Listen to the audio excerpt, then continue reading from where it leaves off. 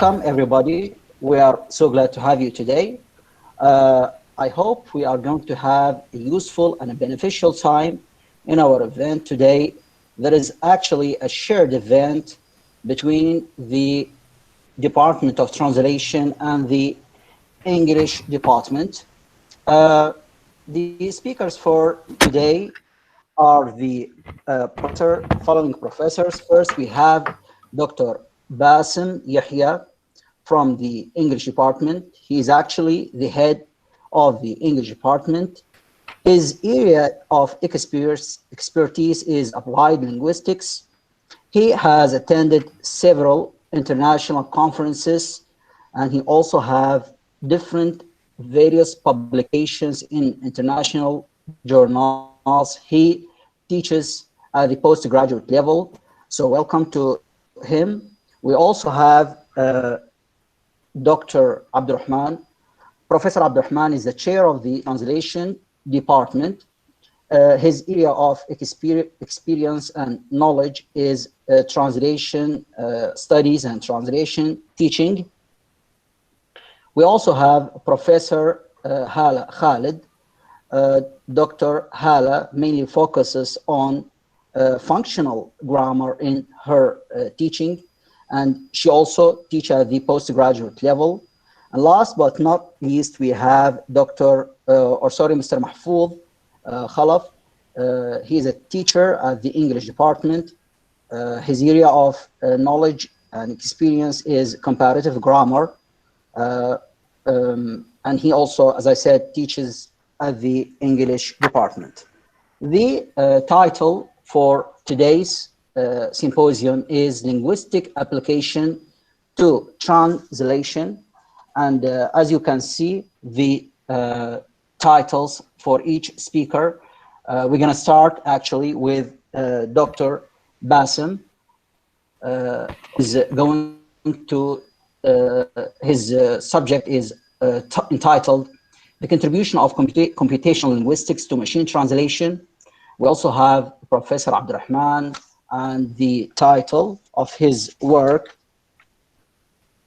give me a second, sorry. Professor Abdalrahman has the topic, the impact of Arabic grammatical parsing on the translation of some Arabic sentences in English.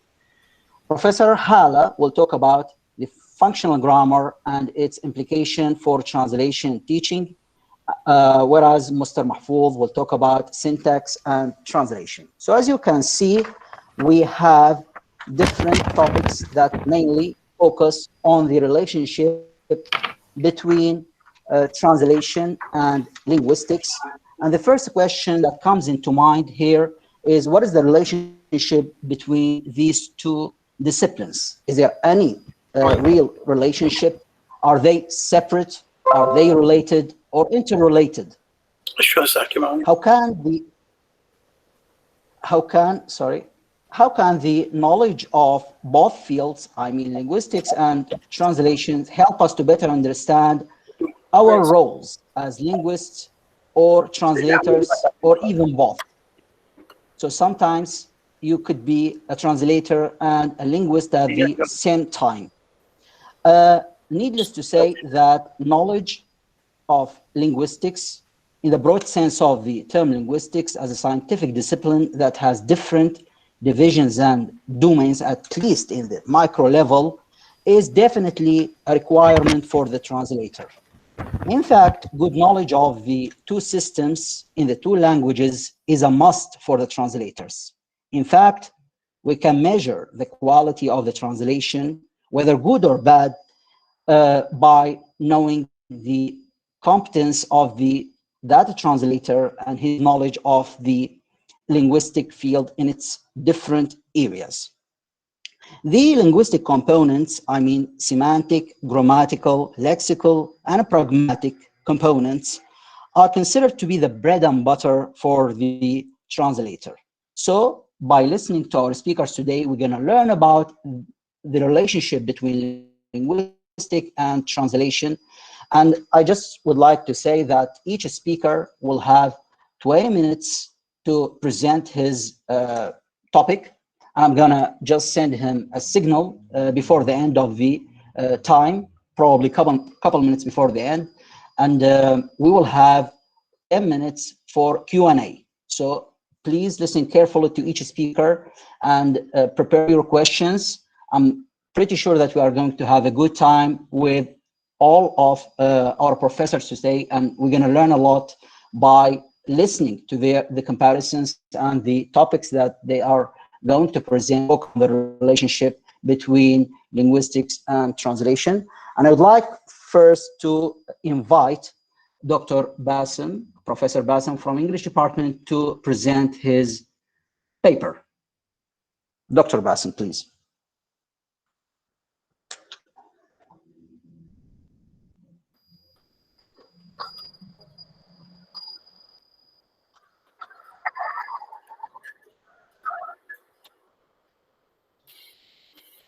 Dr. Bاسم, the floor is yours. Yes. Assalamu alaikum. وعليكم السلام ورحمة الله وبركاته. العفو دكتور باسم، من رخصتك بس ندعو أولا، عذرا على المقاطعة، أولا ندعو الأستاذ الدكتور حارث حازم أيوب، مساعد العميد معاون العميد للشؤون العلمية، للترحيب بالضيوف الكرام والأساتذة الكرام. تفضل دكتور حارث. بسم الله الرحمن الرحيم، والصلاة والسلام على رسول الله، وبارك لكم هذه الأيام وكل عام وأنتم بخير. يسرني أن أشارك في هذه الورشة التي تمثل نوع من التعاون العلمي بين قسمين من أقسام الكلية، كلية الآداب في جامعة الموصل، بين قسم اللغة الإنكليزية وقسم الترجمة، لإنجاز هذا النشاط. أتمنى للمشاركين فيه مزيد من العطاء، وشكرا جزيلا. شكرا جزيلا أستاذ حارث. تفضل دكتور باسم.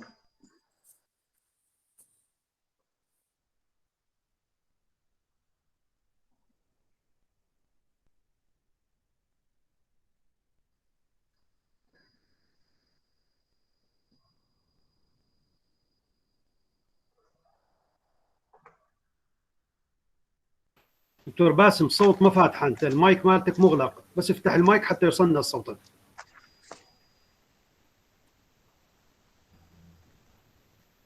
دكتور باسم.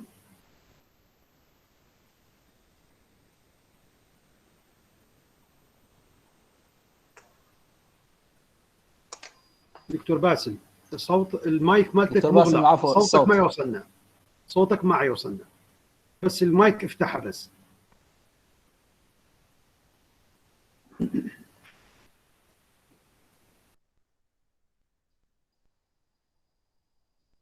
دكتور لو لا تتصل بي يعني بلا زحمة. Okay. Okay. Yes, we can hear you. Well. يلا بقى. تفضل دكتور. Yes. Well, good evening everybody, and thank you for attending our symposium. My contribution will be the contribution of computational linguistics to machine translation. I'd like in this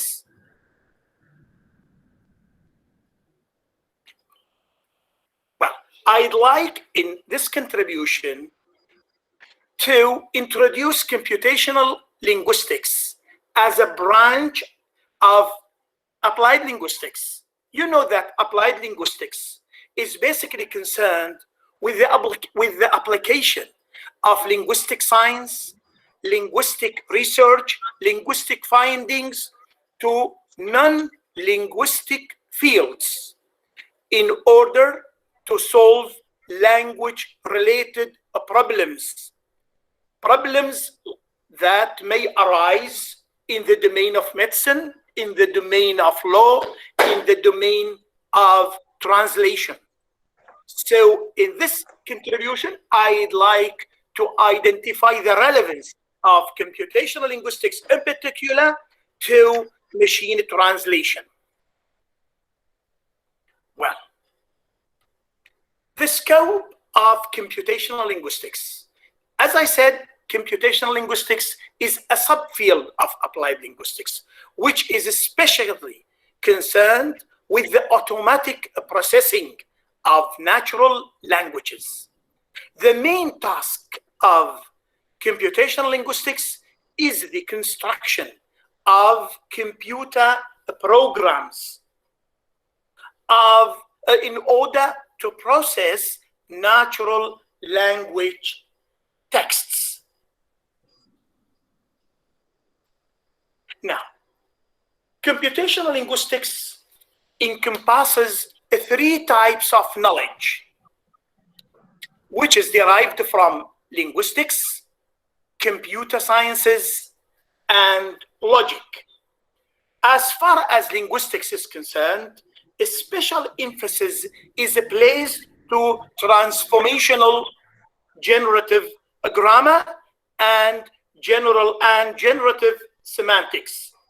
As far as computer sciences are concerned, emphasis is placed on processing, encoding, and decoding of the data. As for logic, the immediate concern is on logical relations. For example, polarity of the sentence, entailment, contradiction, lexical relations, equivalence, etc., etc. So computational linguistics, in fact, accounts for all these 3 subdisciplinary branches. Now, what does computational linguist do? Now, the main job of the computational linguist is to formalize a language, to make it fit into the structure that computers can manipulate. So, you know that computers represent linguistic objects in a non-linguistic way. In other words, computers are symbol manipulation machines. The symbols in the computer, of course, the symbols are made up of zeros and ones. And the job of the computational linguist is to transform, and this is an important point, is to transform words, sentences, and semantic and syntactic relations into digits. And here lies the challenge to the computer.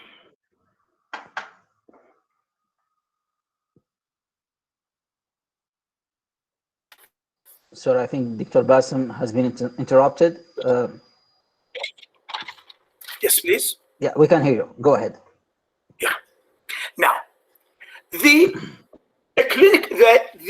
computational linguist draws on theoretical linguistics. On why? Especially on transformational syntax and generative semantics. Simply because this school of linguistics provides the computational linguist with the underlying rules that account for our knowledge of language. Now here, again, emphasis is placed on language universals. What do we mean by language universals? By language universals, I mean the principles of grammar and meaning which apply to all natural languages. Now, the goal of computational linguistics is to, number 1, to write programs that can generalize, that can account for as much linguistic material as possible. Now, here, integration was made between different kinds of data. Number 1, linguistic data, like morphosyntactic and semantic data. Non-linguistic data, which implies data specific to an area or a discipline, like, for example, religious texts, legal texts, journalistic texts, etc., etc. Also, also the goal of the linguist, the goal of the computational linguist is to feed the machine with spelling rules. Spelling rules and also the pronunciation rules in case of interpreting.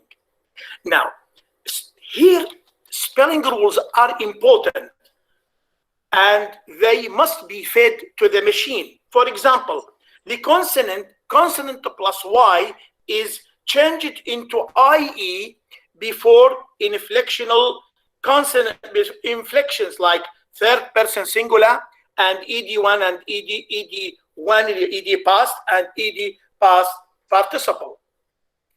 In interpreting, let's say in machine interpreting, now a rule like A is pronounced as A when followed by one or two consonants, but it is pronounced as a diphthong A if it is followed by a consonant plus a vowel. Also, we have syntactic rules. Syntactic rules are important and they should be fed to the machine by the computational linguist. For example, subject-verb inversion that may occur in interrogative, etc. And and we also have direct, indirect, passive, active. These rules, there must be rules that will help the machine to change a sentence from passive to active, etc., etc. Now, as for meaning, now, the programmer must feed the machine with information. Now, what type of information should be provided concerning the meaning? Number one, we must have conventional meaning. The machine must be fed with the conventional meaning of the words. And then we must have the contextual meaning. The machine must be fed with the contextual meaning of the words.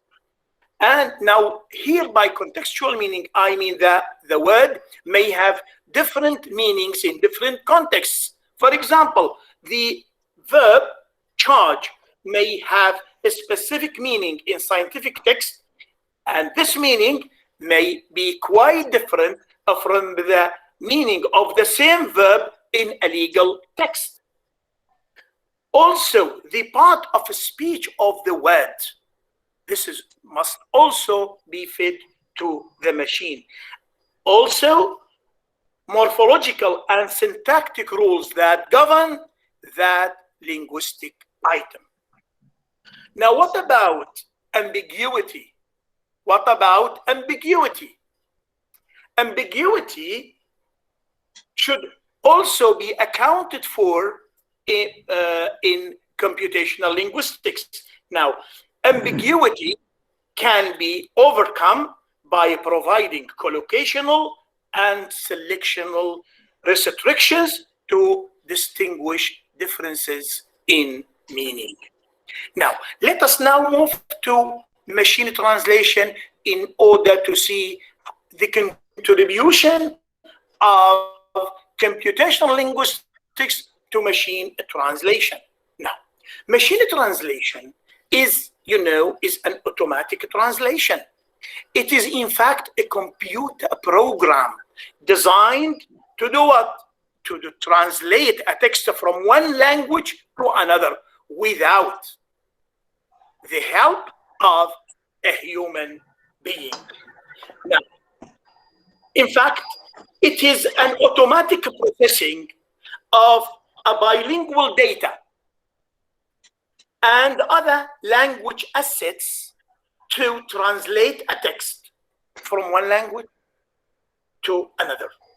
The processor, which is usually called parser, analyzes the linguistic elements of the source text. This is called decoding stage. In terms of what? In terms of syntax and meaning, and produces an equivalent text, in which this stage is called encoding, taking syntax, semantics, and context into consideration. Now, approaches to machine translation. In fact, there are two approaches to two main approaches. There are, of course, different approaches to machine, but all the approaches can be subsumed to two main approaches: rule-based machine translation and statistical machine translation. In rule-based machine translation, rule-based machine translation rely on, sorry for this spelling mistake, rely on built-in linguistic rules and millions of dictionary items or lexical items. Now, it passes, the machine translation, I mean, passes texts and creates a translation representation from which the text in the target language is generated. This process, I mean the process of representation, involves extensive lexicon with morphological, syntactic, and semantic information. It also requires a large set of rules: syntactic rules, morphological rules, spelling rules, morphosyntactic rules, and also semantic rules. So the software uses these rules and then it transfers the grammatical structures of the source language into the target language. And in all these processes, we have, or it depends on the works of the computational linguist, or on the information provided by the computational linguist. Now, the other approach to machine translation is called statistical machine translation or corpus-based machine translation. In this type of a translation, of this machine translation, emphasis is placed on bilingual corpora. Now, here, it also uses computing power to build data now, and uses algorithms to select frequently occurring words and phrases. So essentially, this approach, in fact, uses computing power to build sophisticated data models generated from the analysis of bilingual training data.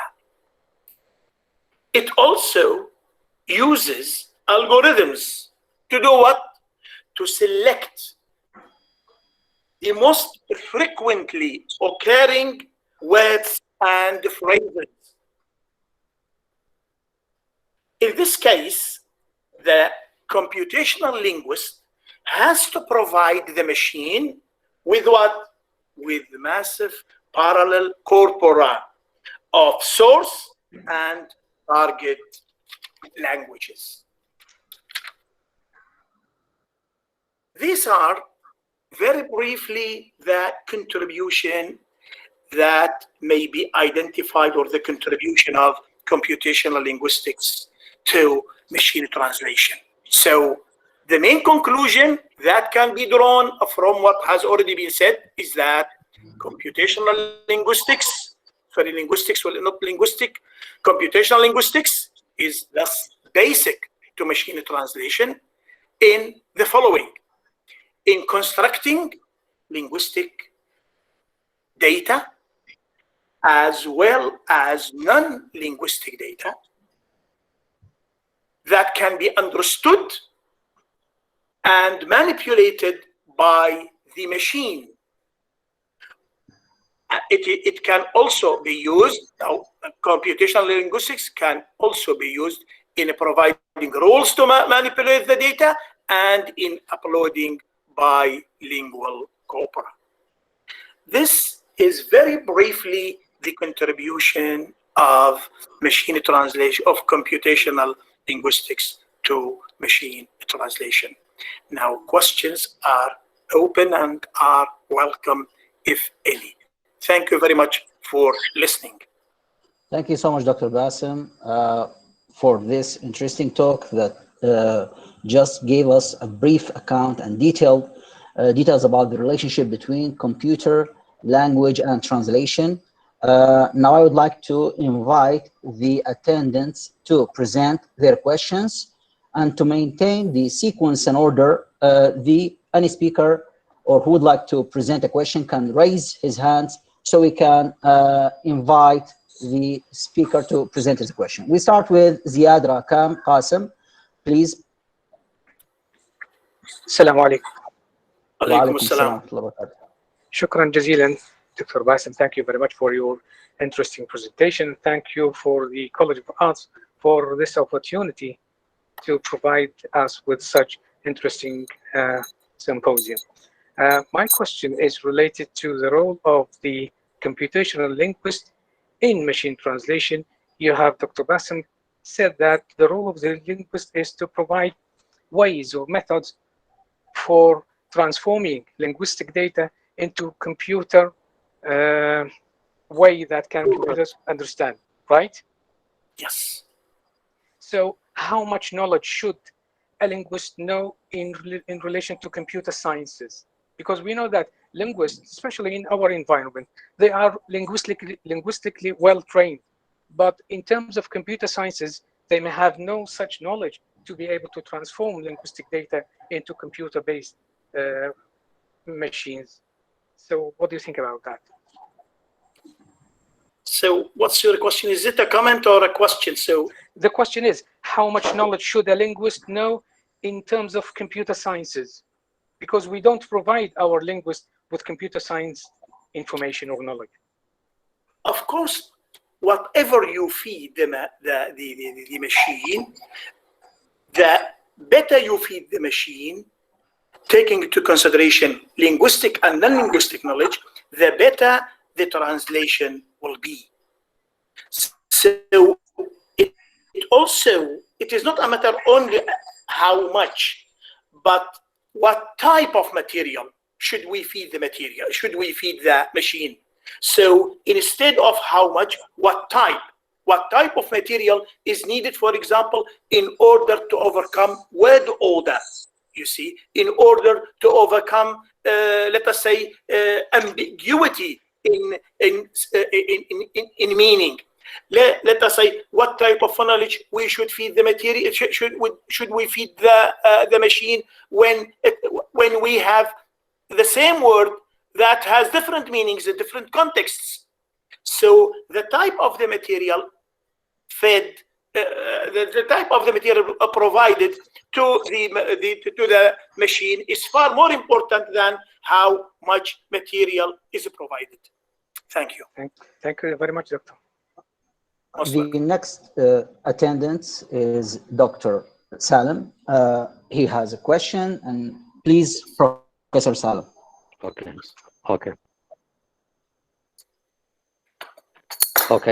Thank you very much for this interesting topic. I'd like to ask my colleague, Dr. Basim.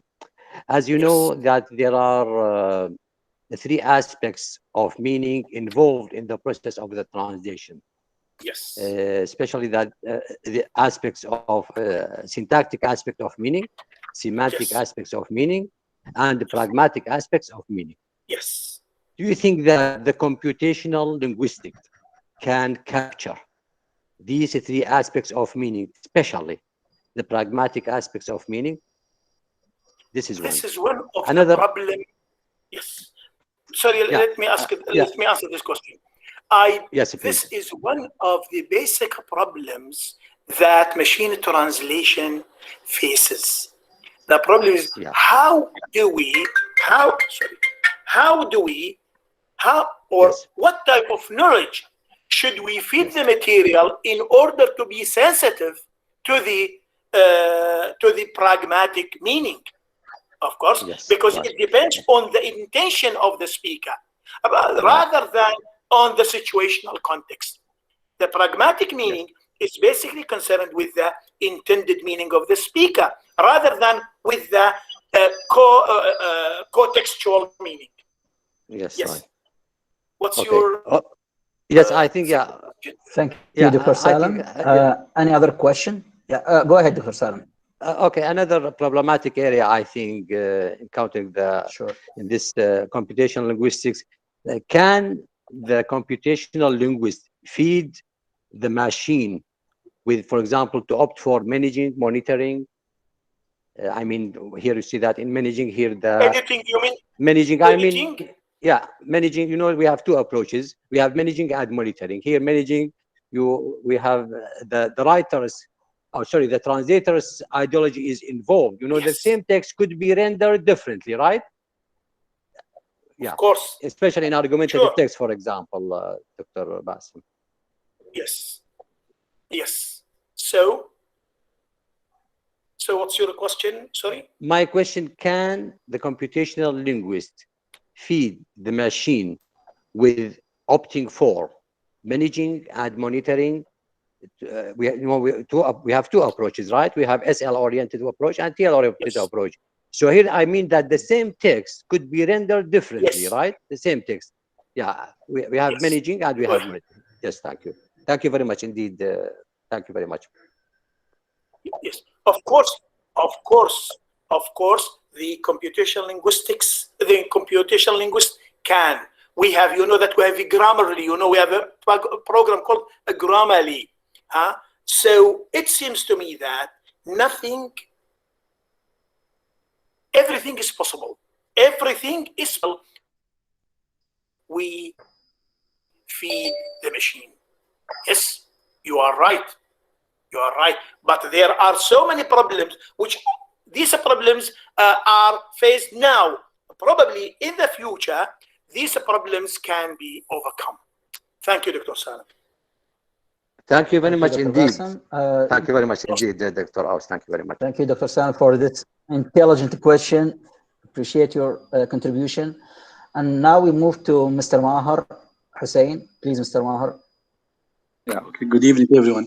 I just want to add, as for Dr. Ziad question, I just want to add that, dear Dr. Ziad, we can rarely find a linguist who is a programmer and vice versa. So the solution is that there is always a cooperation between the two parties. That's a good point. And this is a very complicated area. So we have a team of programmers and a team of linguists who work together in order to find good translation or an appropriate translation. This is I just want to add. Okay, thank you. Thank you. You are a linguist and computer programmer as well, Mr. Maher. Thank you. Now we move to Mr. Sulaiman Al-Hadidi. Please present your question, Mr. Al-Hadidi.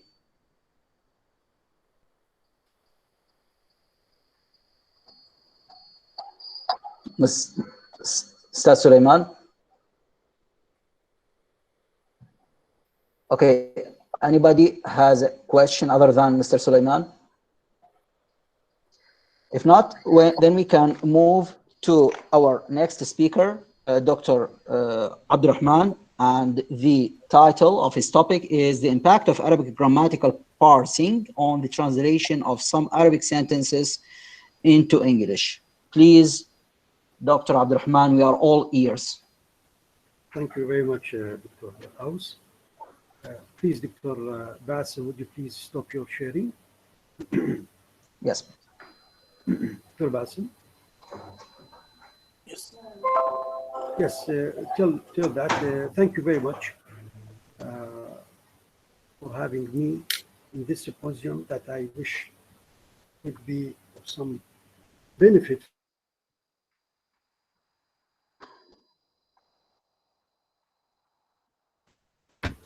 Notes before starting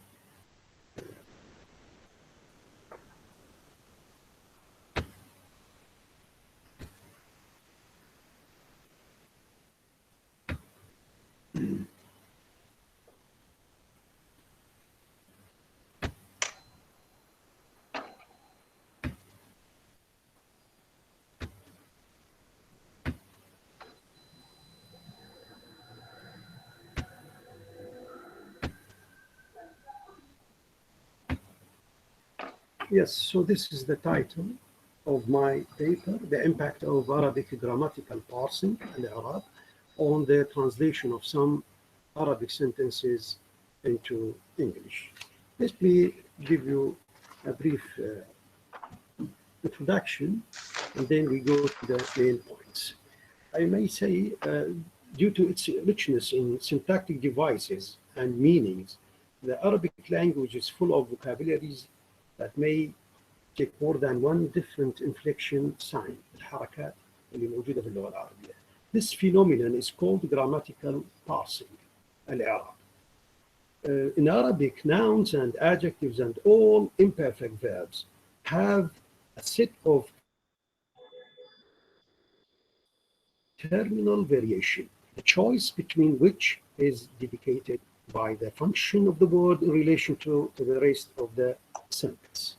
So this study tackles grammatical parsing as a strategy for understanding and solving problems encountered in translating Arabic sentences into English.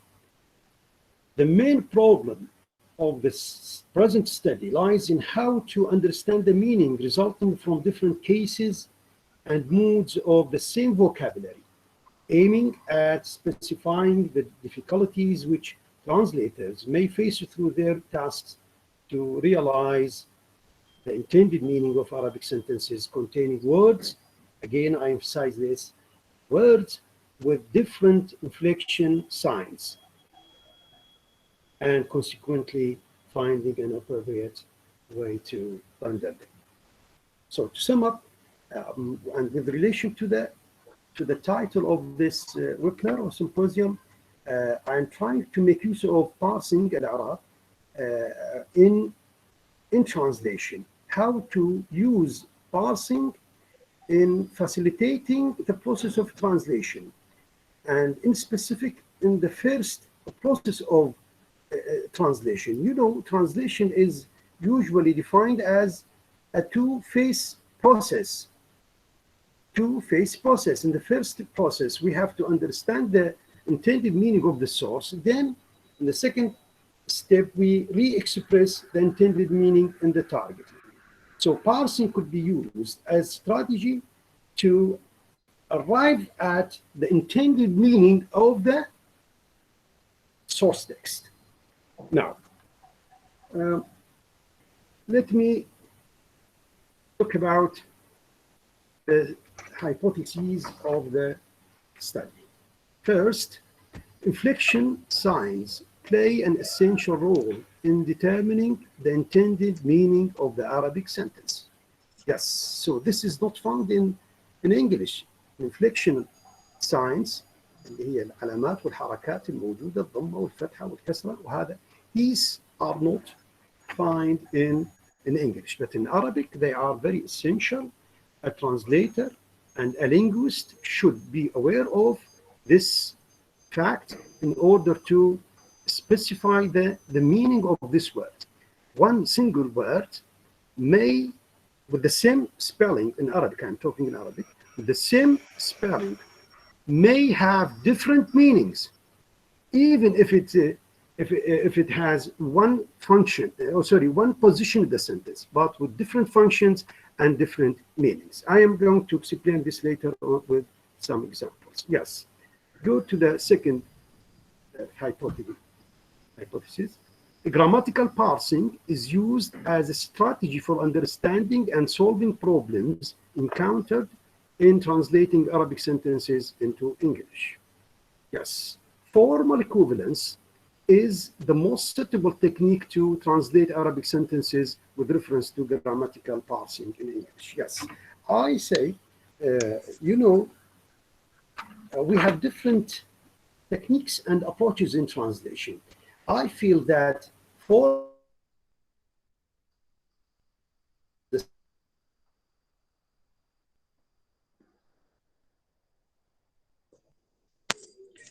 Your voice is gone, Dr. Abdulrahman. Formal equivalence is used mechanically to reproduce the intended meaning in the target.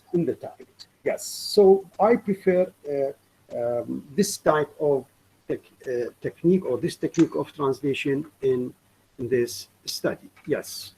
Go to 4. Unawareness of Arabic grammatical parsing gives rise to inaccurate translation. Of course, if the translator is not aware of this grammatical Arabic phenomenon, he is going to face different problems in translation.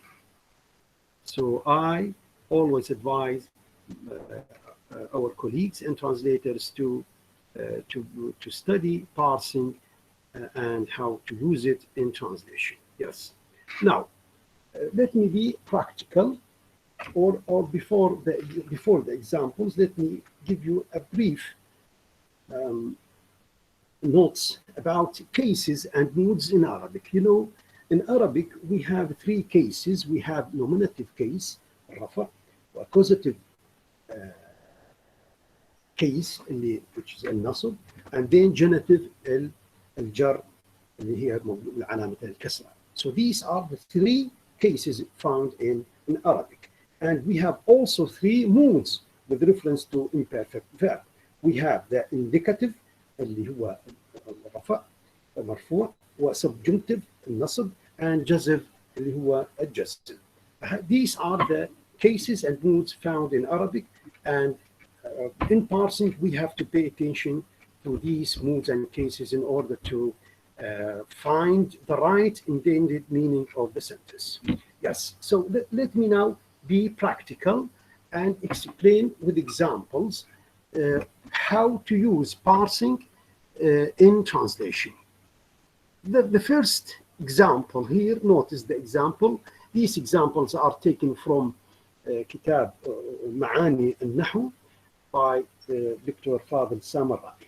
Yes, the first example, طعن الغلام جانب الرجل الأيسر. Notice the word الأيسر, which without inflection signs, بدون حركات. Notice the problem.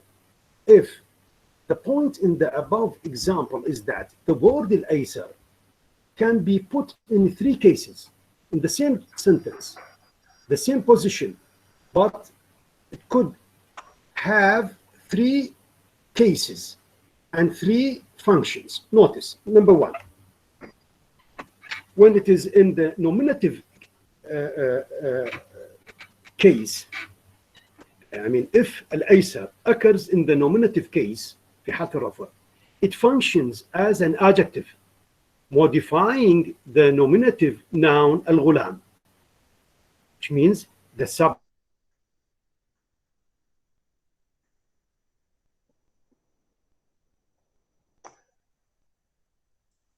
Your voice is again interrupted, Dr. Abdulrahman. It has been disconnected, please. The meaning of this sentence would be طعن الغلام الأيسر جانب الرجل. The translation of this sentence could be the lad who stands to the left has stumped the side of the man. So الأيسر here in this الأيسر is an adjective modifying الغلام. So the right translation or the right meaning of the sentence before the translation is this, and a possible translation would be like this. But when an aysar is placed in the accusative case,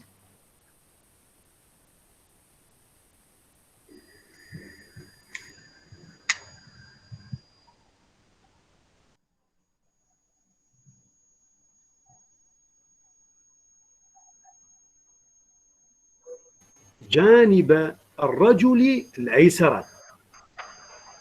The meaning, this, so such a sentence, notice if you compare this sentence with the previous one,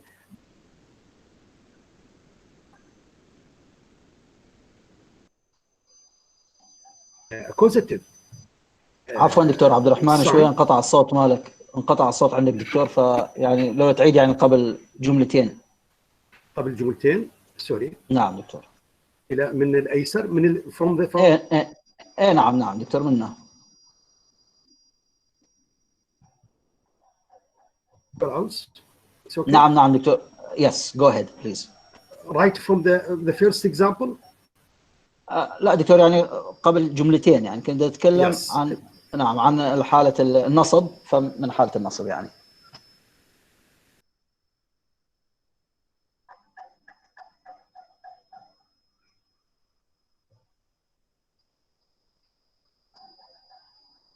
حالة الرفع. It is an adjective.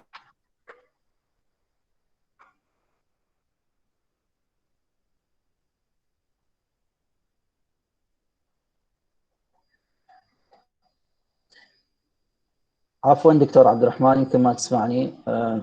طبعا أعتذر من الجماعة عموما، ولكن كما تعرفون هذه هي ظروف الإنترنت. We are so sorry for these interruptions, but this is part of how the internet works in this country. We're sorry for that. So we have to be patient and just give extra time to Dr. Abdulrahman.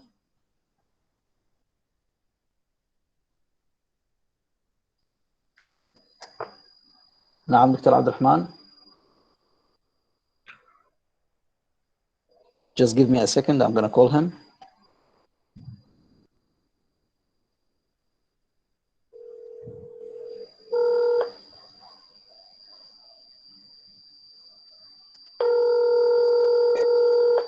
دكتور أوس، بس سد المايك بلا ما عليك. نعم.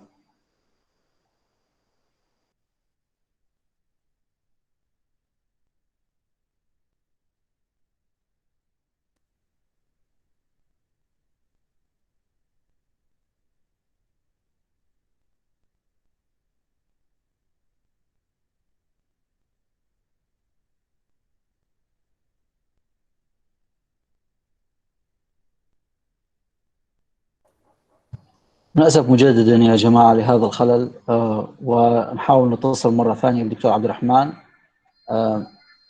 مجرد دقيقتين من وقتكم. نعم دكتور أوس، إذا تحول على غير سبيكر على مدى الوقت ولا ما يخالف، بس يعني أنا ما أريد أضيع يعني دور دكتور عبد الرحمن، فبس نعطي يعني مثلا دقيقة يعني من وقتكم. يعني طبعا نستمعكم عذرا لهذا الخلل، ووارد كما تعرفون، فنعطي فقط دقيقتين للدكتور عبد الرحمن حتى إذا رجع يستأنف كلامه. إذا ما استأنف ننتقل إلى دكتورة هالة إن شاء الله.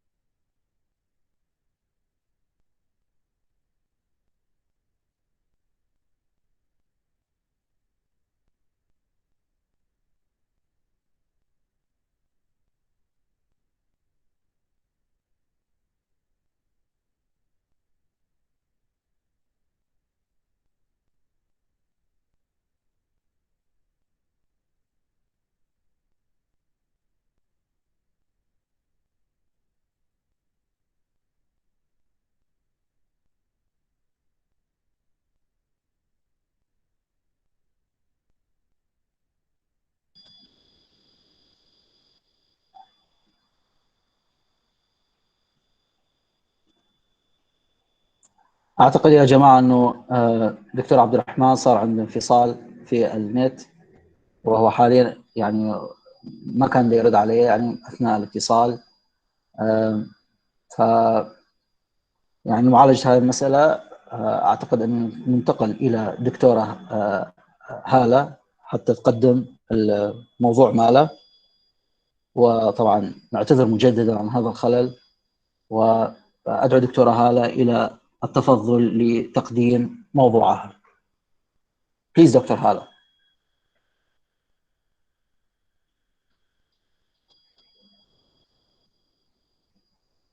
دكتورة هالة.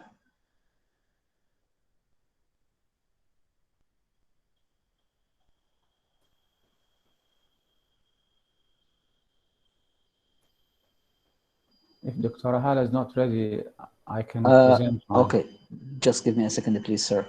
أستاذ علي تسمعني؟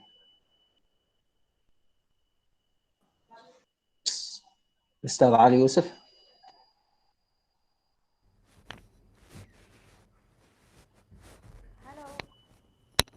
نعم دكتورة هالة. Good day. Good day. Good day, Dr. Aus. Good day. Thank you, doctor. Thank you so much. Just raise your voice, please. Okay. بس And أنا راح start. أتصل بها دكتور. Yes, Dr. Halla. She can hear me now. Okay. Okay. The title of my work is Functional Grammar and its Implication for Translation and Teaching. This topic focuses on the centrality of meaning in the practice of translation. Since this major concern is also shared by systemic functional linguistics, as Halliday 1994 and Halliday and Matheson 2004 state, which considers language as meaning-making resource, it's argued that such an approach could serve as a helpful tool for translator education and training. Since the translator is concerned exclusively with meaning, it's not surprising that Hallidayan linguistics, which sees language primarily as a meaning potential, should offer itself as a tool for determining the constituent parts of a source language text and its network of relation with its translation. Complexity of translation lies in a constant challenge with the issue of meaning. By this assertion, we obviously do not wish to locate ourselves with the age-old form versus content debate that has continued until modern times. Indeed, in our view, meaning is not synonymous with content, of course. We share Steiner's and Yallop's belief that texts are configurations of multidimensional meanings rather than containers of content. It's easy to see how an approach to language study which views grammar as a resource for making meaning, such as systemic functional linguistics, henceforth SFL, can be considered a valid contribution to a textual practice like that of a translation, whose products are meaningful records of communicative events. Halliday on language theory and translation practice, where the linguist strongly recommended an SFL approach to translation, sees it as a guided creation of meaning. It should be noted here that even though a number of articles has been written on the subject, interest in the role that systemic functional linguistics might play in translation studies has never been feverish. After a decade and more articles on the topic published around the world, we still maintain that SFL can represent a fruitful instrument for text analysis and for the production of a new text in a target language. We have to demonstrate as teachers of translation that from a pedagogic perspective, just as a theory of a translation without a link to practice is simply an abstraction. So the practice of translation without a theoretical background tends toward a purely subjective exercise. Yallop reminds us that one of the Hallidayan many contributions to linguistics is his wish to build a bridge between linguistic theory and professional practice. If this issue is fundamental to language studies in an activity, just like translation, it's paramount. Although a theorized practice of translation has been neglected for many years by both linguists and translation scholars, we agree that theory is highly relevant to translators' problems. To the question, can theory help translators? We would answer affirmatively, yes. Theory can offer a set of conceptual tools and can be thought of as tools for mental problem solving.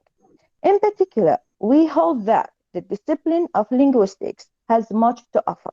In other words, we share Fawcett's view that without a grounding in linguistics, the translator is like somebody who is working with an incomplete toolkit.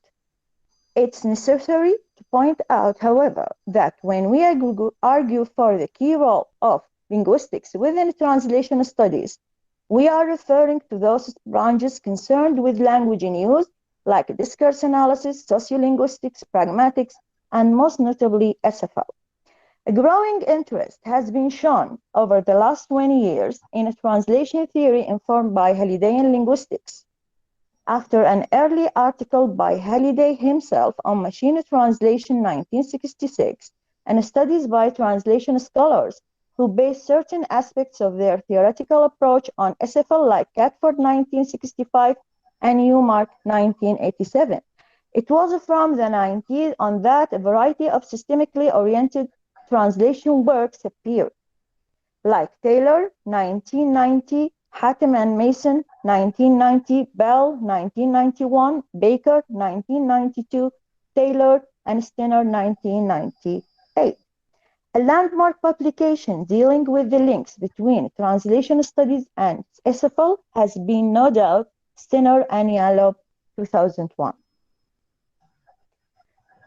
The question now is, why SFL for translation teaching?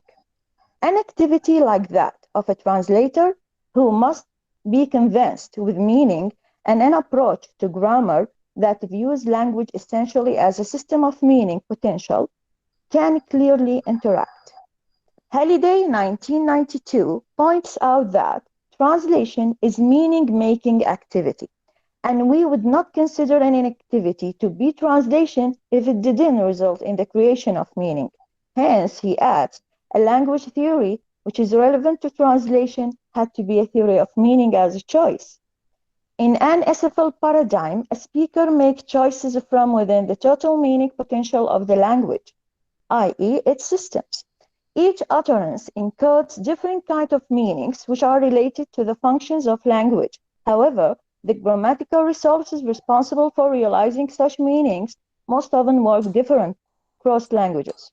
Thus, a translator, in order to accomplish his or her delicate task of interpreting and rendering a source text into a meaningful and effective target text, needs to understand all these meanings and reproduce them in another language. In order to have a good look at systemic functional main concepts, we have to look at the practical application of the systemic functional language approach to the analysis of concrete translation tasks. We will sketch very briefly some key terms and concepts underpinning this theory.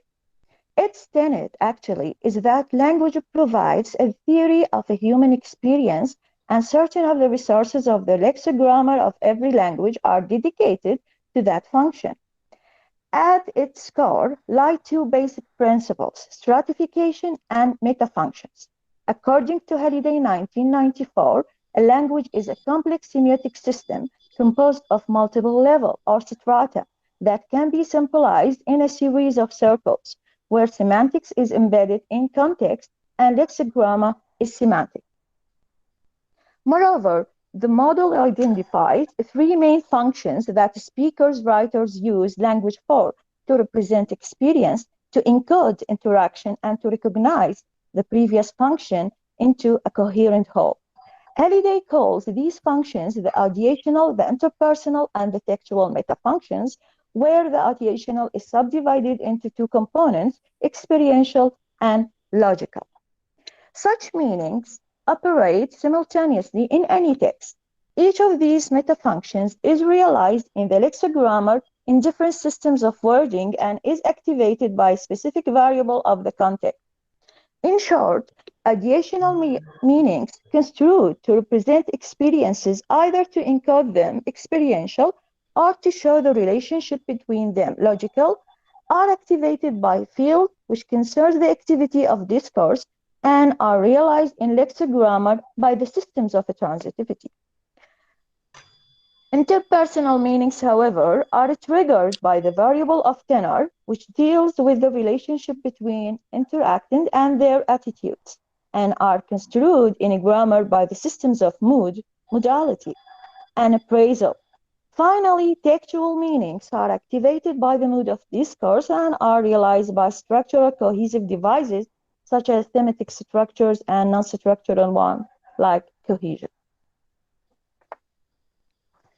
So, if we have to look at systemic functional grammar in our teaching classes, we have to concentrate on the metafunctions, as I have already stated.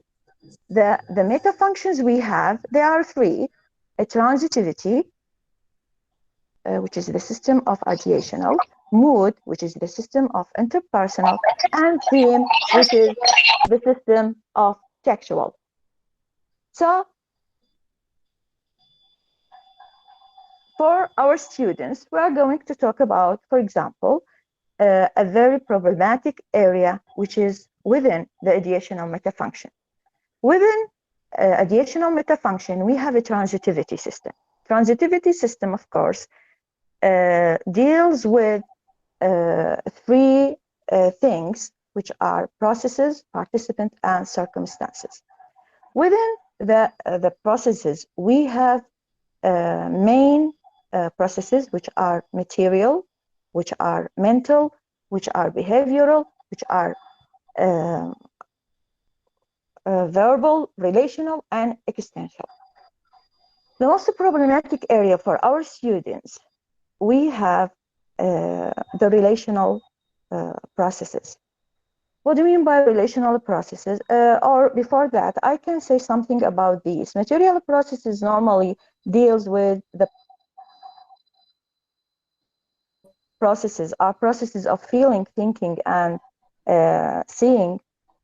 Relational processes are concerned with the process of being something or somewhere in the world of abstract relations. Relational processes are three in types. They are intensive relational processes, and circumstantial, and possessive. For each one of these, we have attribute and identify.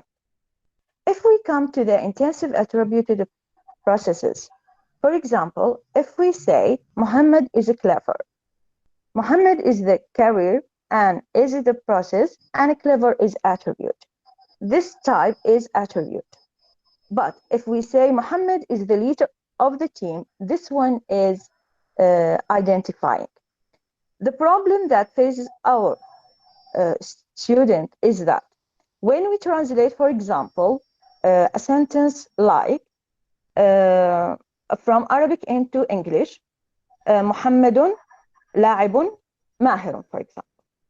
The type of this relational process is Muhammadun la'ibun mahirun. Here, the type is attribute, and Muhammad is the carrier, and la'ibun is the attribute.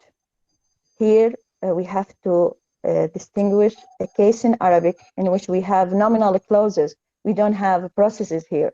So when we analyze this sentence, Muhammadun is the carrier, and la'ibun mahirun is just the attribute. When we want to translate it into English, we find that we have just one translation, which is Muhammad is a skillful player. The type of this clause, according to Halidean grammar, is attributive, relational, intensive process.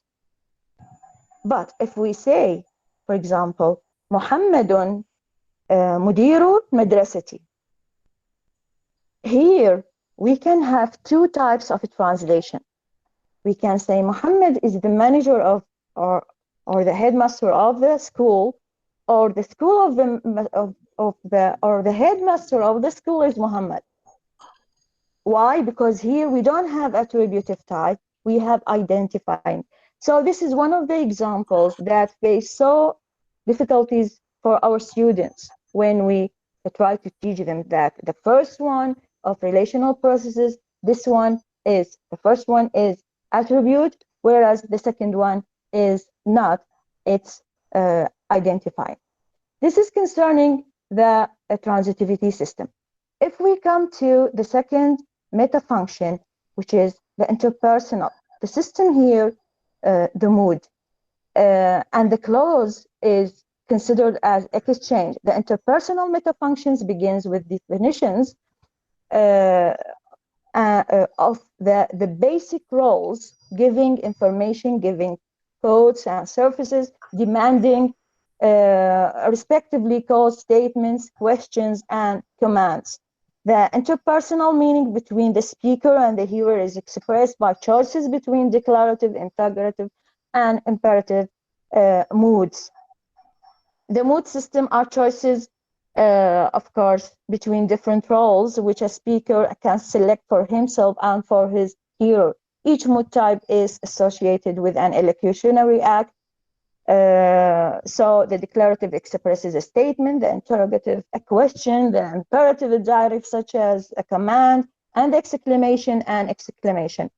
In fact, in this type of function, we normally don't have much problems with our students because these clauses are very well. I mean, if we apply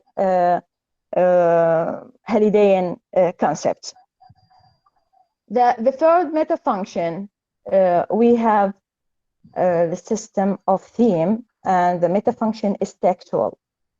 Within textual, meta function fills the requirements that language should be relevant and that it should have a texture that distinguishes a living message from a mere entry in a grammar or a dictionary. The structure of the clause is divided into two parts, theme and reme. Theme is the point of departure of the clause as a message. It functions as a starting point for the message, as Halliday 1985 puts. And the element which the clause is going to be about has a crucial effect in orienting listeners and readers. Theme is one element in a particular structural configuration which, taken as a whole, organizes the clauses as a message. This is the theme reme. In other words, a message consists of the theme combined with reme, and the theme is the starting point of the clause, and the reme is the rest of the message. Matthiessen and Halliday argue that at the clause rank, the major textual systemic theme, the system of theme sets up a local environment, providing a point of departure by reference to which the listener interprets the message. According to Halliday and Matthiessen 2004, the theme could either be marked or unmarked. So a sentence like, for example, I like music, this is unmarked theme, but in music I like, this is an example of marked one. In Arabic, the same can be said about this, and we have to look at this point. Hallidayan grammar is after the universality. Hallidayan grammar wants to say that this grammar can be applied to any language in the world. And we find that most of the things said about the language in English can be applied to Arabic. So to close, what I want to say is that we have to demonstrate that the theoretical framework of SFL can offer a productive metalinguistic toolkit in translation teaching, both from an analytical perspective and in the actual practice of translation. We try to say that such an instrument, because of its delicacy and highly systematic structure, is suited to the analysis of intricacies of language and of the multi-layered meanings in text, which pose translation problems. So what we want to say here is that we have to look at the sentence not just from the surface. No, we have to look at the multi-dimensional layers of the sentence. So any sentence, you have to translate it, you have to look at its three levels. You have to look at its ideational, interpersonal, and its textual metafunctions. So we hope that this tendency will undergo a further process of consolidation to improve educational training, to empower translators, and to arrive at a meaningful practice of translation. And thank you very much.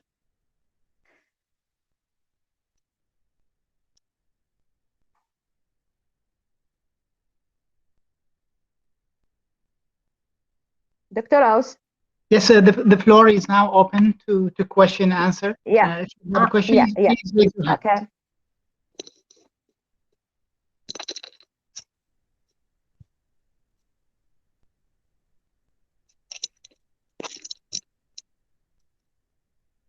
If you have questions, please raise your hands. الرابط راح ينزل خلال دقائق. شكرا. if you have no more questions, now we would like to move. Yes, Ustad Ali, please. Yes. I have raised my hand. Yes, yeah. Please. Yeah, okay. Professor Okay. Salim. Thank you very much, Dr. Hale, for this interesting topic. Just I want to make a point is that I think practically speaking, to apply and to take advantage of Halledian systemic functional theory, the text should be segmented or divided into the function of the language. So since we have textual function, we assume that we have textual equivalence. And since we have ideational function, we have ideational equivalence. And we have interpersonal function. I think this could be pragmatic equivalence. So this is the strategy. What do you think about teaching our students about this strategy to segment the text into the function of the language? And since we have three main functions of the language, we assume that we have three types of equivalence according to these functions. Yeah, exactly, Dr. Salim. This is the point I want to raise in this yes. A few lines, that whenever we have a sentence, whenever even the sentence, Dr. Salim, we have to analyze it in accordance to the layers we have, to the meanings we have. We have three types of meaning, not just the surface. We have to go to the other functions, the meta functions. We have to go to the interpersonal, the interaction. We have to go even the cohesion, as you know, within the theme, and etc. etc. Yes. Thank you very much for this. You're most welcome. Okay. Do we have more questions? Please raise your hand. No more questions. Now we would like to be back to Professor Dr. Abdulrahman to resume his presentation. He had internet connection problem. Please, Professor Abdulrahman, you can share your presentation now. The floor is yours. Thank you. Thank you very much, and I'm very sorry for this problem. And let me share again. Yes, so to revive your memory, I talked about the importance and role of inflection signs in deciding or specifying the meaning of sentences, and consequently how to translate this difference. Now, the examples in the practical part, I gave you two examples. The first example, in the first example, I tried to show you the importance and the role of cases, grammatical cases. We have, as I said, notice again, I'm repeating some points. طعن الغلام جانب الرجل الأيسر. So notice the word or the example is with the word الأيسر. الأيسر here in this sentence may have three cases, either nominative, and in this case حالة الرفع. إذا كان في حالة الرفع, this it means that طعن الغلام الأيسر جانب الرجل, يعني, which means that can be put in three cases. Yes, if the الأيسر occurs in the nominative case, it functions as an adjective modifying the nominative noun الغلام, which means the subject of the sentence. So the meaning of the sentence is طعن الغلام الأيسر جانب الرجل. Notice, so الأيسر here is an adjective modifying الغلام. The meaning could be translated like this: the lad who stands to the left has stumped the side of the man. Now, this is the first case. The second case, the accusative case, حالة النصب, it qualifies الغلام الأيسر, sorry, is used to qualify the accusative noun جانب. And it becomes an adverbial object. Thus, the meaning becomes طعن الغلام جانب الأيسر الرجل الأيسر. Notice here accusative, حالة النصب, فتحة موجودة. Here a possible translation could be the lad has stumped the left side of the man. While when الأيسر stands in the genitive case, it is considered as an adjective modifying the genitive noun الرجل to mean طعن الغلام جانب الرجل الأيسر. Notice, the lad has stumped the side of the man who stands to the left. Notice, this is a clear example. One word, الأيسر, with the same spelling, but with different or three cases, inflection signs. In each, it has a different meaning. So the translator should be familiar and aware of this fact in order to give the intended meaning. Now, let me give you another example showing the role of mood in the translation. Notice here the example is لا تأكل وتضحك. طبعا this is an imperfect. This is special with imperfect verbs اللي هي الأفعال فعل مضارع باللغة العربية.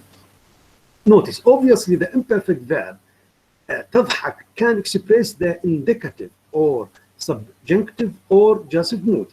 أما يكون فعل مضارع هنا يكون مرفوع أو منصوب أو مجزوم.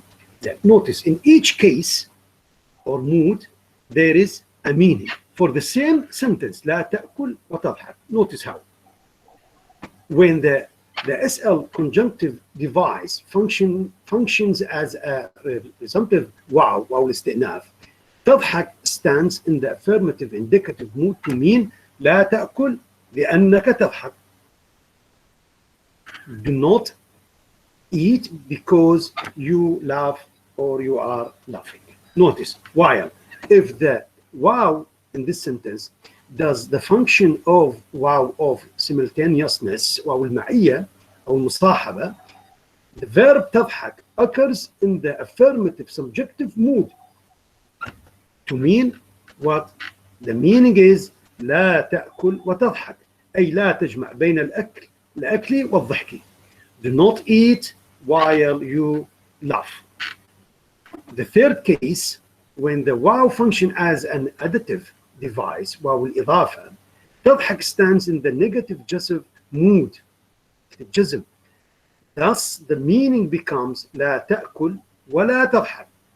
A possible translation, do not eat nor laugh. So notice these two examples show how it is important for the translator to know how to parse a sentence and to know these cases and moods in order to give an appropriate, accurate translation for the sentence. So the main conclusions of this paper is words of multi-inflection signs create serious problems to translators.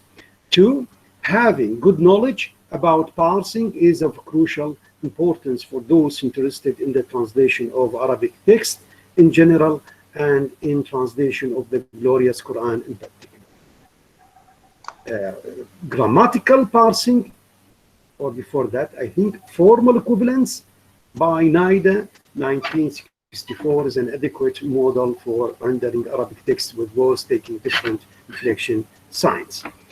The last conclusion, grammatical parsing could be considered as a strategy for understanding and solving problems encountered in translating Arabic sentences into English. Yes, thank you very much. And again, I'm sorry for that. Yes. Yes. Thank you so much. Thank you so much, Dr. Abdulrahman. We appreciate your presentation today. We made a great benefit from the information that you presented today. And now I would like to invite the attendants to present their questions. They can raise their hands or speak. So please.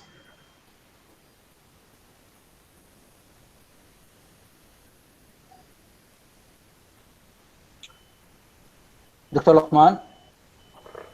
Assalamu alaikum. Thank you, Dr. Abdulrahman, my dear professor, for this interesting topic. My question is, can we propose a title concerning this specific problem and connected with the topic which has been presented by Dr. Bاسم concerning machine translation?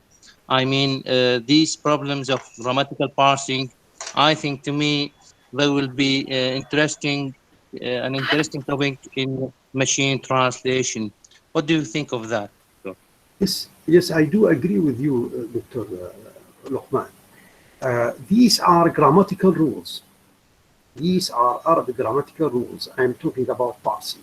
So whoever wants to design a program or to be part of a program in machine translation should be aware of these rules, to feed these rules to the computer in order to provide an adequate translation. So I do agree with you that these rules are very essential for those working in this area and in machine translation.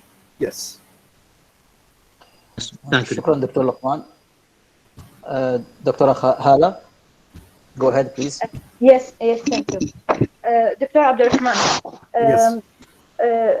Do you think that parsing is as important for verb just like for nouns? I mean, concerning the problems we find in translating these things, parsing. Yes. Yes. Yes. I mean, the yes, example you gave about طعن الغلام الرجل. All these. Yes. Yes. I think the problems, these problems raised in the nouns rather than verbs, because we are talking about the cases. Do you find examples in verbs, problems with verbs? This is my question. Thank you. Yes. Thank you very much for this question. Yes, we have two things: cases and moods. Cases with nouns, I gave an example with nouns, and also I gave an example with the imperfect verb. الفعل المضارع لا تأكل وتضحك. You notice when you change the mood, you are going to have three different meanings with the same spelling of the word and the sentence, without changing the position of the words, keeping the same position of the words, the same sequence of the words, but with different moods. We are going to have different meanings. This is with the imperfect verb الفعل المضارع. So yes, it could be used with nouns, adjectives, and also with verbs, especially with imperfect verb. Yes, thank you. شكرا دكتورة هالة. And I would like to ask Dr. Abdulrahman also a question. And my question is about the context of situation and how the surrounding words around the sentence help us in the first hand to solve the issue of parsing and the structural problem in the first place. And the second question is about the presenting examples from the glorious Quran itself. I think that you presented a couple examples from Dr. Fadl Al-Samurai. I wish that we could have seen examples from the Quran.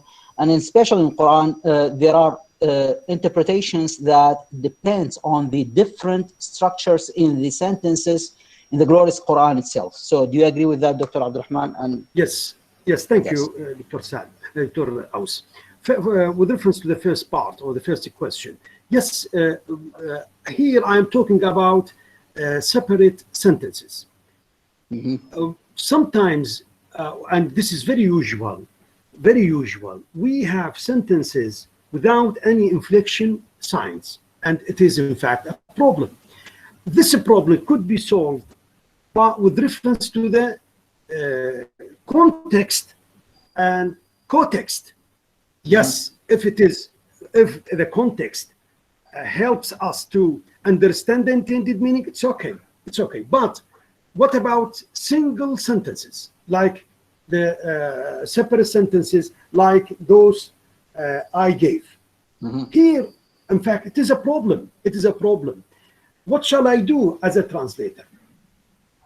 The intended meaning, all the three meanings are accepted, and I don't have any inflection sign to decide. The first point is, Dr. Aus, as a translator, if I understand that this sentence could give three meanings, it's okay, very good. As a translator, if I prove that this sentence has 3 meanings, it's okay. Then I go, if I don't have a context, I go to the original writer of the sentence. I could ask him, what do you mean by this? Or give these words inflection signs to decide the intended meaning. So if you are able to, first of all, I advise my students and colleagues to be able to, in such cases, to specify this point, that this sentence has 3 meanings. Then you go to which meaning is intended, either by context or by asking the author of the sentence to give inflection signs to these words. Number one. The second question is, giving examples. Yes, there is a very famous example from the glorious Quran. أعوذ بالله من الشيطان الرجيم بسم الله الرحمن الرحيم إنما يخشى الله من عباده. لاحظ لو كان الانفليكشنال كان بالضمه كان انقلب المعنى، كان انه معناته الله يخشى العلماء، بينما الحقيقه لو انتضع الانفليكشن ساينز the intended meaning would be correct، انه الله سبحانه العلماء هم اللي يخشون الله وليس العكس. So this is a very famous example about the role of inflection signs and cases and moods in deciding the intended meaning of the source text, and of course this is very important in translation. Yes. شكرا جزيلا دكتور عبد الرحمن. Yes. الأستاذ المساعد محمد نهاد, please go ahead. السلام عليكم جميعا. Thank you very much indeed for this great meeting. In order to add something for Dr. Aus, for what Dr. Aus has asked about the role of context in deciding the meaning of the sentence in the glorious Quran specifically, I would like to add something that context is considered to be the decisive factor to specify the intended meaning. For example, بسم الله الرحمن الرحيم أو جاء أحد منكم من الغائط, it means this, or any one of you comes from the lowland. If you go back to the Abdullah Yusuf Ali's translation, you can find that any one of you comes from the lowland. So this can be understood that anyone comes from the lowland should perform his ablution, al-wudu. It means that the role of the main role of the translator himself is to clarify let us say the opaque or the awkward words that is something strange for the TL reader. So what's the meaning of the lowland, or how the person can perform his ablution in the lowland? This point should be raised by the translator in order to specify or to clarify the obscurities of the interpretation of the word itself, that anyone comes from the lowland to answer the call of nature in order to perform his ablution. For this purpose, role, as Dr. Abdulrahman said, that the role of the context is the decisive factor to specify the intended meaning of the sentence itself. Thank you very much. Thank you, Dr. Muhammad. Sorry, I didn't say that it is a decisive. It is not always decisive. Context is decisive in some cases, but in other cases, it is not decisive. The meaning accepts many explanations. Or at least another example is when the sentences, when we are dealing with separate sentences, separate sentences without context to refer. Such as the examples I gave. Separate sentence, sentence is the minimum meaningful unit in the language. Again, I repeat, meaningful unit. I mean, with reference to the previous and preceding or following parts of the sentence. So a sentence could be used alone, and it is our job as translators to translate a sentence, a separate sentence, without context. The context is only linguistic context of the sentence. Here, the context has nothing to do. You, as a translator, you should be clever enough to decide from the inflection signs, signs of the words themselves. Yes, thank you very much. Sorry, Dr. Abdulrahman, you mean that inflectional signs are also the factors that may affect the meaning or the interpretation of the decontextualized sentence itself? Yes, this is what you mean? Yes, I mean this, yes, thank you. Thank you. Yes. Thank you, Doctor. And I think that we always face this problem when we give to students some sentences that can have more than one interpretations, of course, depending on the structure of the sentence.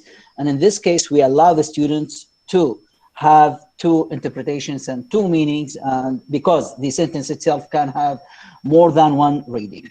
Thank you, Dr. Abdulrahman. And now, I think that we have Dr. Salim. One quick question from Dr. Salim, please. Yeah, okay, thank you. Just to make a comment about my colleagues here, you see that I think it is very challenging to translate a sentence because you know that communication is realized and the translation is realized via text rather than sentences. And here in the text, I think the task of the translator is how to recontextualize and contextualize the source language into the target language. So I think here parsing is workable when just we work with the sentence, but we know that we usually work with we work at the sentence, sorry, at the textual level rather than the sentential level. Thank you very much for this. Appreciate your comment, Dr. Salim. Yes, thank you, Dr. Salim. Let me comment on this. Yes, but it is also our job as translators to translate sentences, separate sentences. Right. A sentence is a text. So for example, we teach our students the first year to translate separate sentences. Mm-hmm. So here, in this case, parsing is very essential. Yes, thank you very much. Okay, thank you very much. Thank you, Dr. Abdulrahman. And now we move to Mr. Mahfouz from the English department to present his topic. Good evening, everybody. Thank you for having me on this beautiful symposium, which touches upon two closely interrelated areas of language study, translation and linguistics. My share of tonight's symposium is about the significance of syntax in translation. I'll share my screen with you.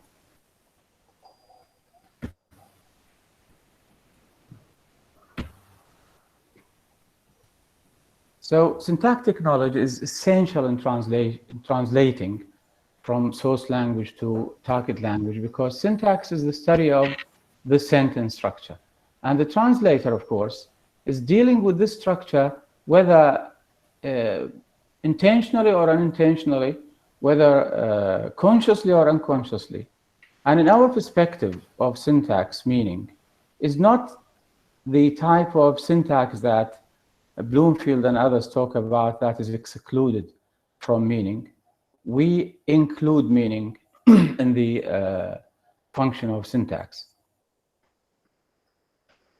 Form is, as you know, is the codification of meaning.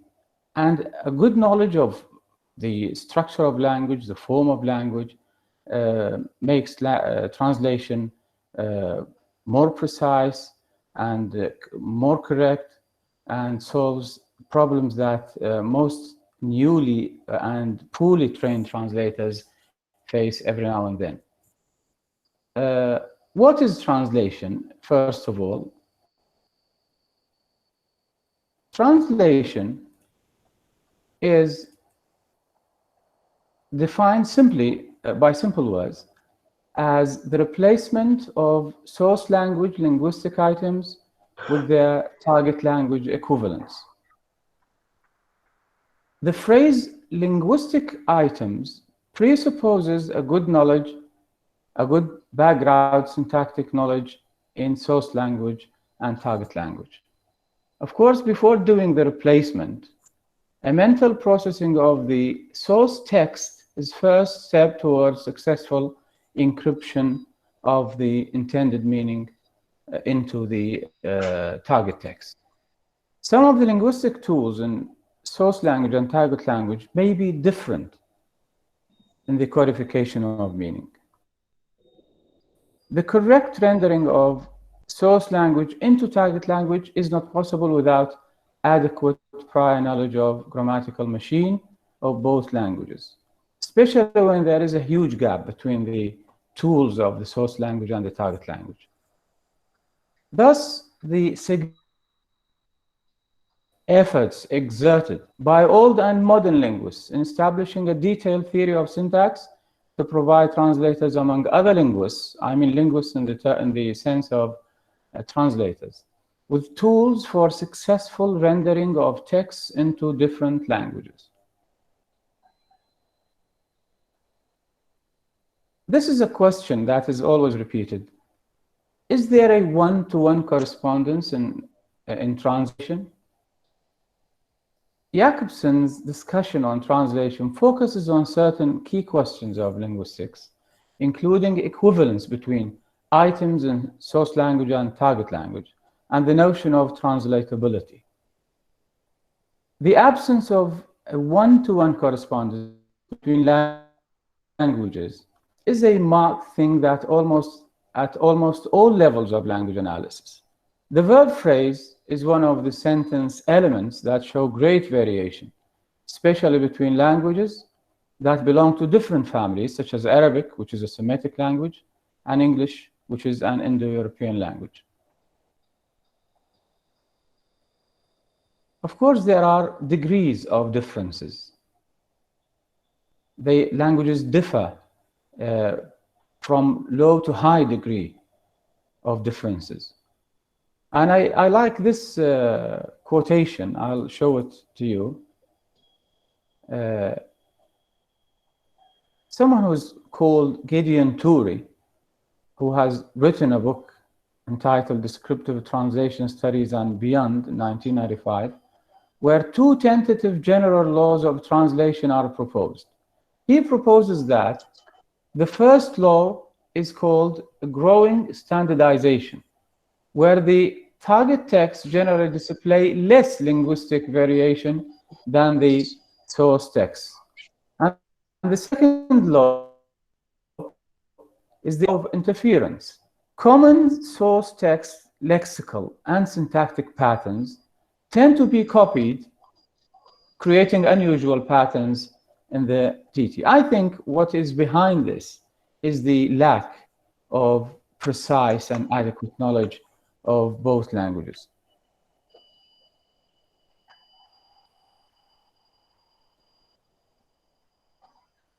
One of the problematic areas in translation is syntax, and I'll prove this to you. Syntactic form and its relation to meaning making is manifest in many aspects of languages. Tense and time, and tense and contingency in conditional sentences is a source of confusion for trained translators. This is only an example of the areas, of problematic areas. Please, somebody is your mic, please. أحد الأخوان يمكن فاتح المايك, please. لا العفو, انقطع. استمر أستاذ محفوظ. Can you hear me now? Please. Okay. Yes, we can hear you, please. In this type of text, three things must be taken into consideration. I mean, when we have the conditional sentences in text, when translating from English to Arabic or vice versa, time, tense, and meaning.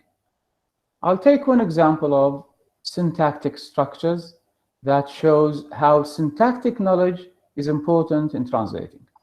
The conditional sentence, double difference between Arabic and English, tense of the verb phrase and the conditional particle.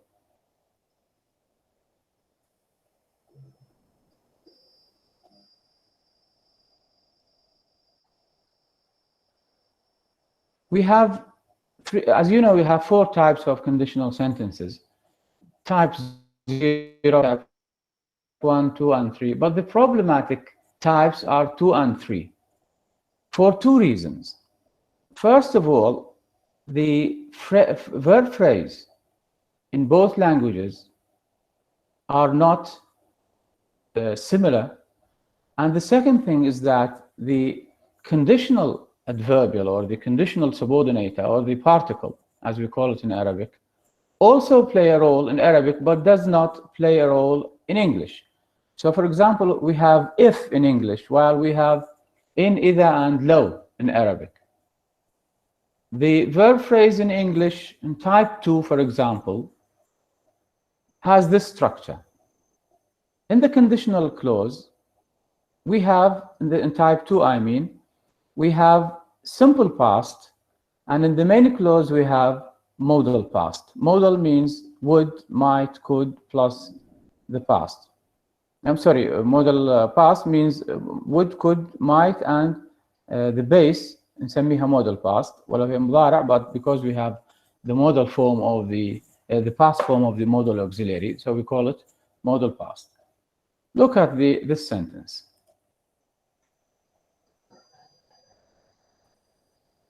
If you listened to me, I would make you happy. You can see that if a translator is not well aware of the syntactic structure of conditional sentences in English and the associated meanings, he will immediately jump into translating this sentence as something like لو استمعت لي لجعلتك سعيدا. But this is a wrong translation. Why? Because first of all, the tense in conditional clauses is past, as you can see, but the time reference is a future. So we have to differentiate between tense and time. Tense means the verb form, while time means the reference of the verb form to past, future, or present. So in type 2, we have the form is past, the time is future. If you listen to me, doesn't mean that you had not listened to me in the past. But if you listen to me in the future, plus the meaning of the speaker does not believe in the listeners listening in the future. يعني أكو معنى يضيف المتكلم. He adds the colored meaning, which is the unlikelihood of the fulfillment of the conditional verb. Therefore, a rendering of this sentence like لو استمعت لي لجعلتك سعيدا is not correct, and the correct answer is لو تستمع لي أجعلك سعيدا. But we cannot use in this example also. So we have to be careful about the tense of the verb. It is past in English, whereas it must be present in Arabic to preserve the tense and time of the sentence. And the second thing, we cannot use in, even though we are talking about the future. We have to use low in order to keep that meaning of unlikelihood of the fulfillment of the meaning of the condition. We have type 3, which is, look at it. In type 3, we have,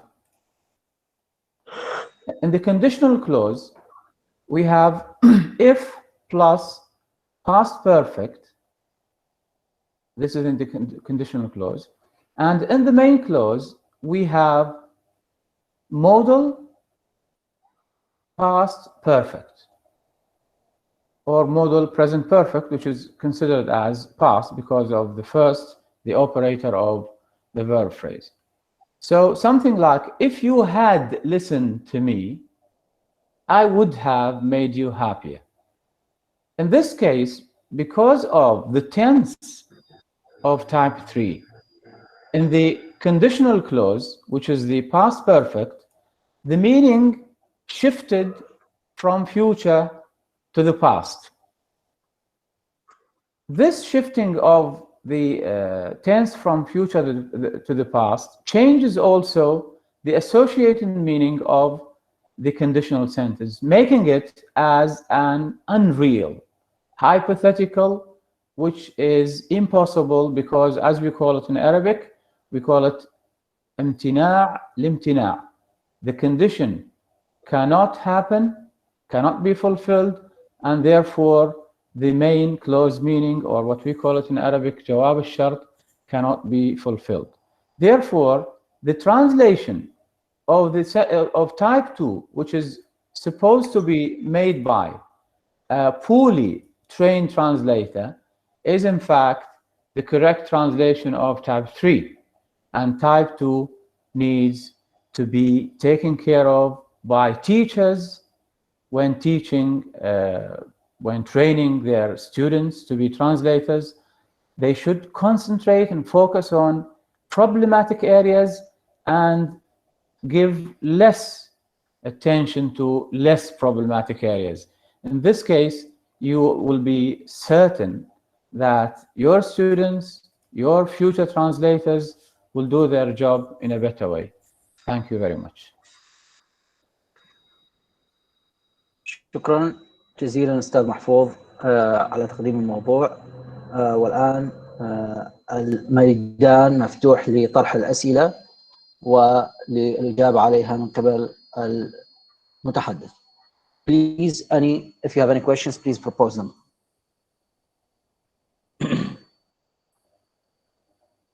I'm ready to answer any questions if you like. Yes, thank you. Dr. Aus? نعم دكتور سام. Go ahead, please. Okay. Thank you very much indeed, Mr. Mahfouz, for this interesting, topic.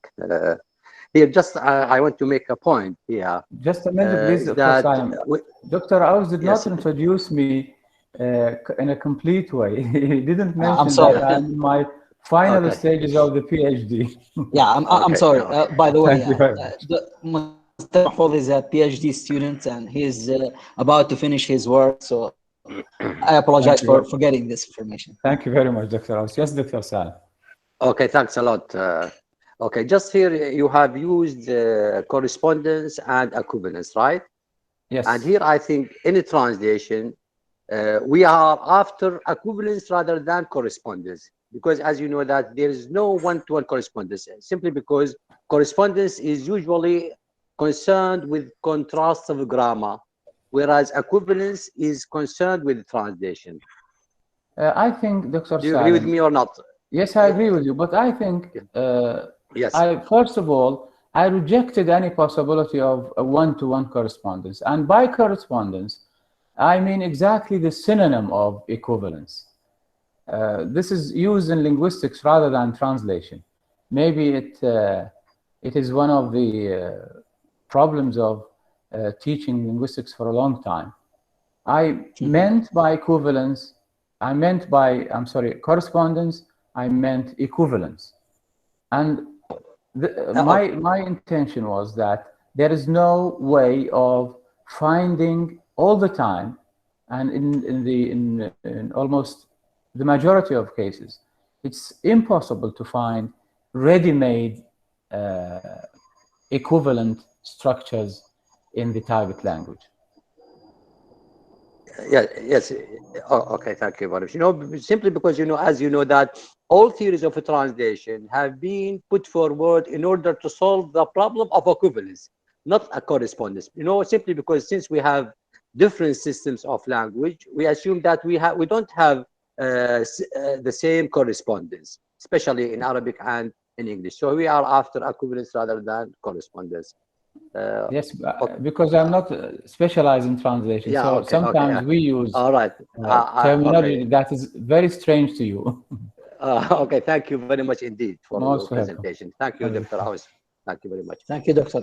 Thank you, and thanks for your question. Anybody has any other question for Mr. Mahfouz? Yes, go ahead, please.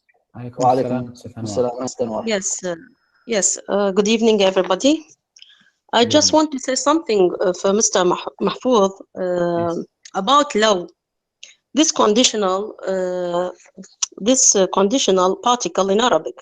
You know that law implies conditionality which failed to come about in the past time in Arabic, right?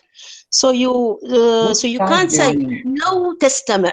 You should say لو استمعت for the second time, And to make a difference between the second and third, I say that you can say لو استمعت in Arabic. This is in syntactic structure in Arabic. I can give you an ayah from Quran. تستمع. Yeah, I think so. Yeah. Listen to this. لو تطيعهم في كثير من الأمر. This is in the Holy Quran. You see? Yeah, I don't know the context of this ayah. I don't know, but I'm talking about. The ayah doesn't need a context. There is no context in ayah. You know, it is an address, an eternal address, which is just like the simple present in English.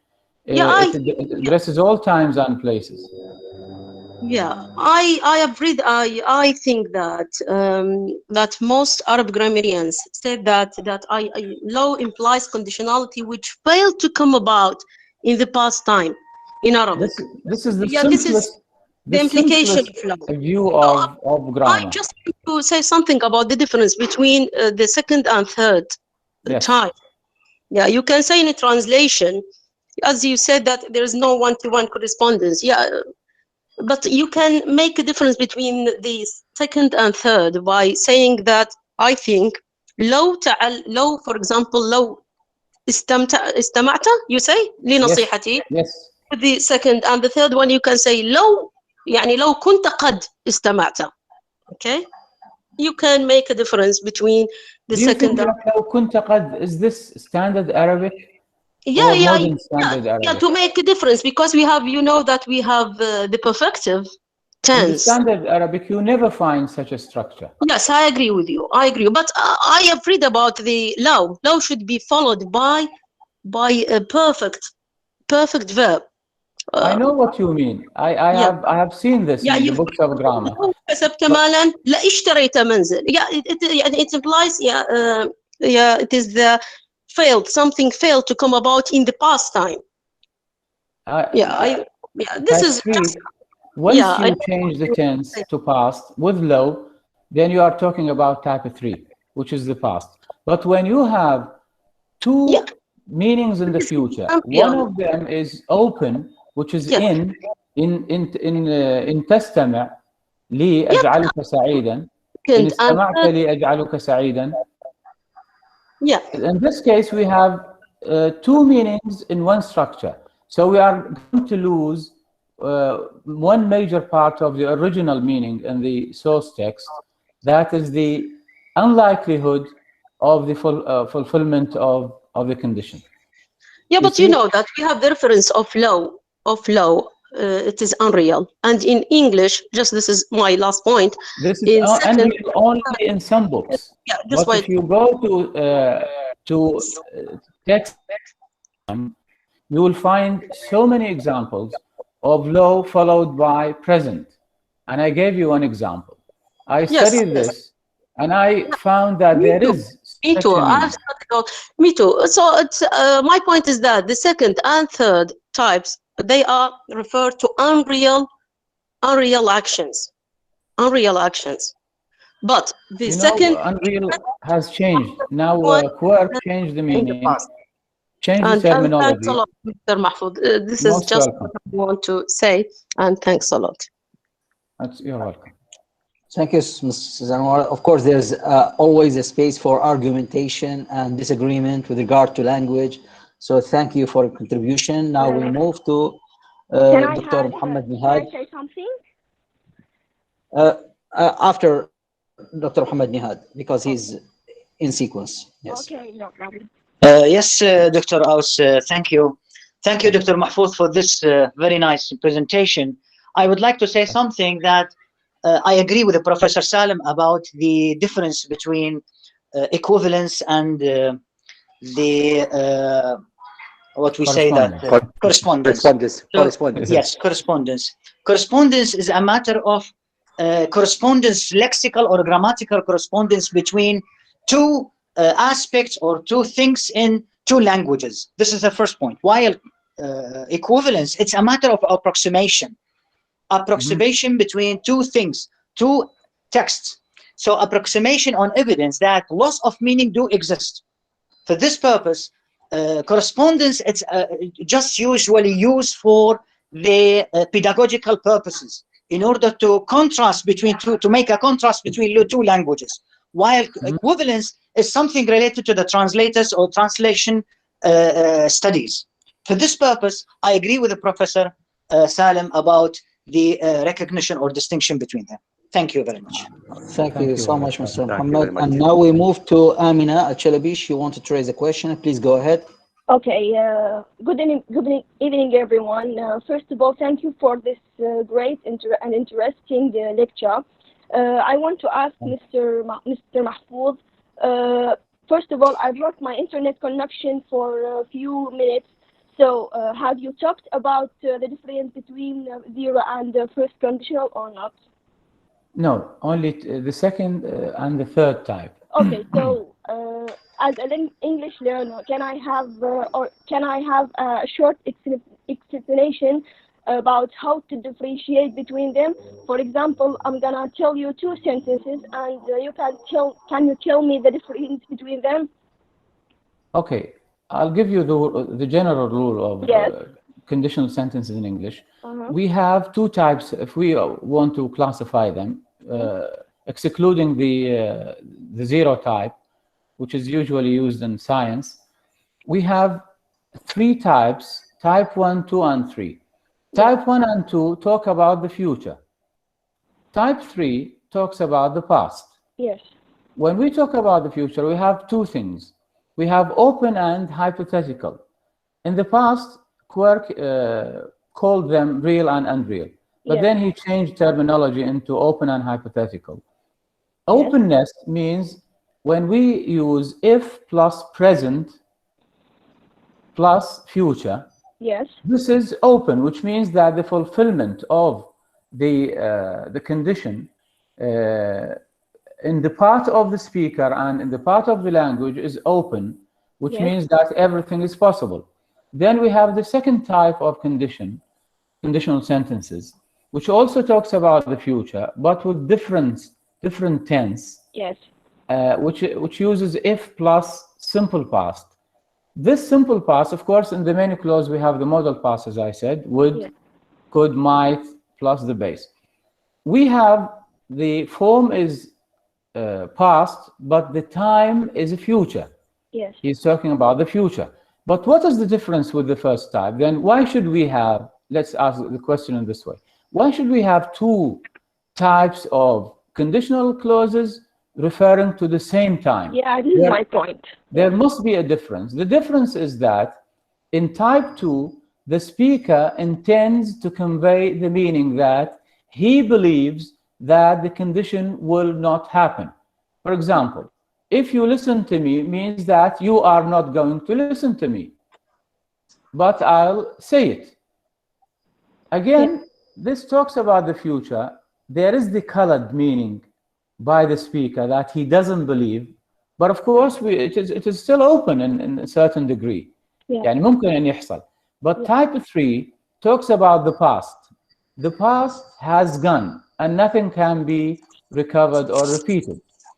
If plus past perfect, if you had listened to me, for example, which means that you have not listened to me in the past and you will not, you did not become happy because of that. This is in general the conditional sentence in English. Yes. What about the zero when we are using two present, and in the second sentence present two, Yes, and the first I present and the future? Yes, I told you there's no future in type 0. Both of them are present and present. We usually describe experiments. We talk about certain things that happen instantaneously at the time of speaking. And this is not, in a sense, like the other three types of conditions. Okay. Thank you so much. Thank you very much. Thank you. Most welcome. Thank you.